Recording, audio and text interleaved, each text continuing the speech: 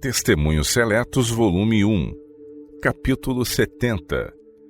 Os que desprezam a repreensão. O apóstolo Paulo declara positivamente que a experiência dos israelitas em suas viagens foi registrada para benefício dos que vivem nesta época da história do mundo, aqueles para quem são chegados os fins dos tempos. Não consideramos que nossos perigos não são nada inferiores aos dos hebreus, antes maiores. Haverá tentações para ciúmes e murmurações, e haverá franca rebelião, tais como se acham registrados acerca do antigo Israel.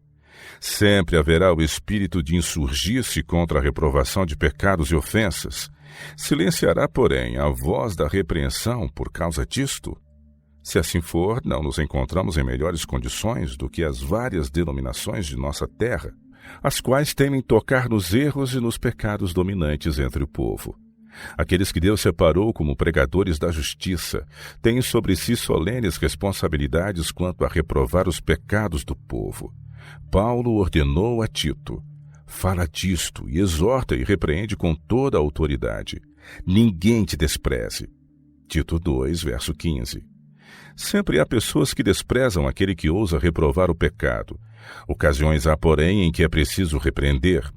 Paulo instrui Tito a repreender incisivamente certa classe para que sejam sãos na fé. Homens e mulheres que, com suas várias organizações, são reunidos na qualidade de uma igreja, têm suas peculiaridades e seus defeitos. Quando estes se desenvolvem, exigem reprovação. Se os que ocupam posições importantes nunca reprovassem, nunca repreendessem, manifestar-se-ia em breve uma condição desmoralizada, o que desonraria grandemente a Deus.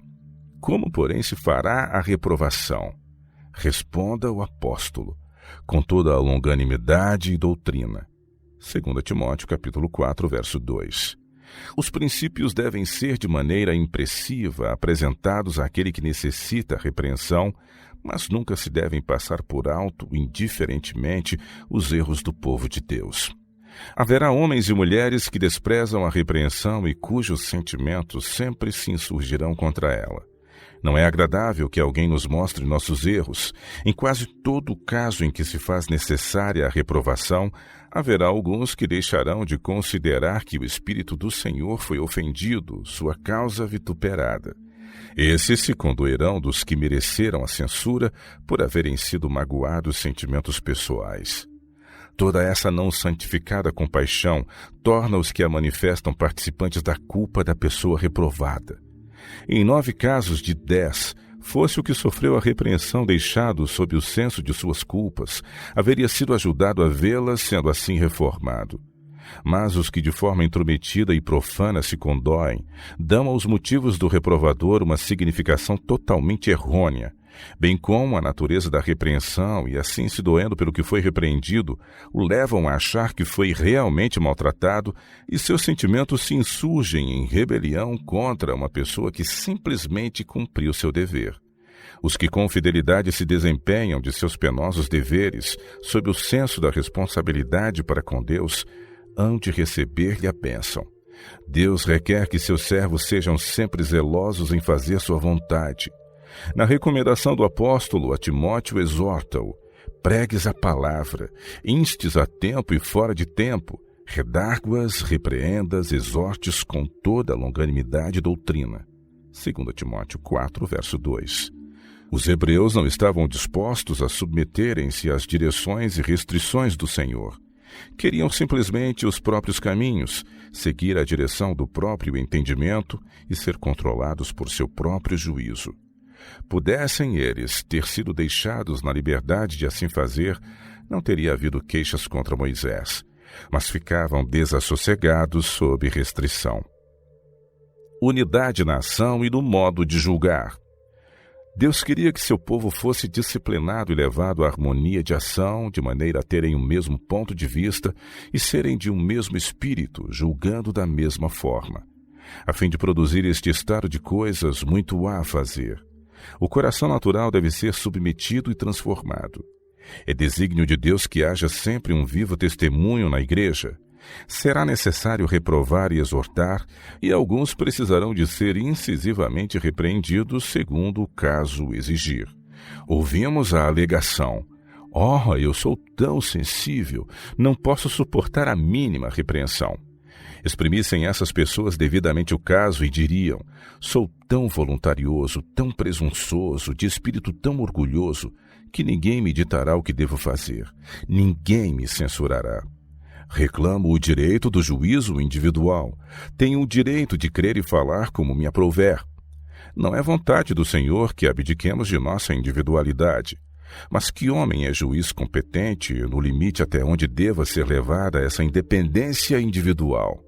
Pedro exorta seus irmãos: "Semelhantemente vós, mancebos, sede sujeitos aos anciãos, e sede todos sujeitos uns aos outros, e revesti-vos de humildade, porque Deus resiste aos soberbos, mas dá graça aos humildes."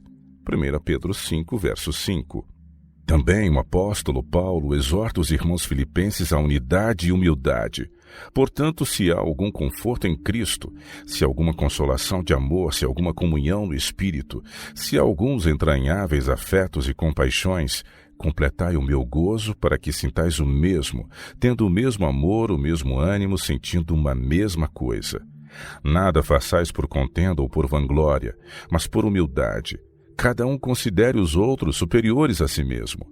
Não atente cada um para o que é propriamente seu, mas cada qual também para o que é dos outros. De sorte que haja em vós o mesmo sentimento que houve também em Cristo Jesus. Filipenses 2, de 1 a 5. E outra vez Paulo exorta os irmãos: "O amor não seja fingido. Aborrecei o mal e apegai-vos ao bem. Amai-vos cordialmente uns aos outros com amor fraternal, preferindo-vos em honra uns aos outros." Romanos 12, versos 9 e 10. Escrevendo aos Efésios, diz ele: "Sujeitando-vos uns aos outros no temor de Deus." Efésios 5, 21.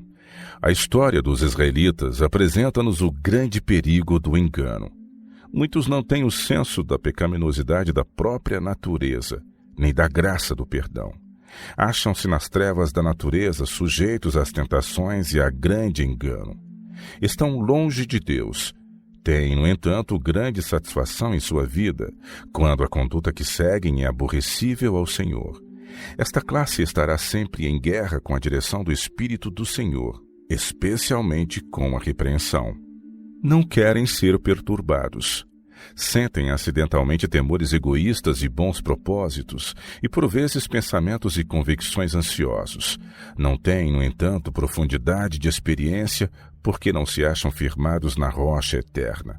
Esta classe nunca vê a necessidade do testemunho positivo.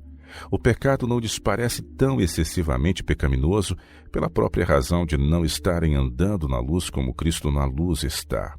Existe ainda outra classe que tem tido grande luz e convicções especiais, e uma genuína experiência na operação do Espírito de Deus, mas as múltiplas tentações de Satanás os têm vencido. Não apreciam a luz que Deus lhes tem dado.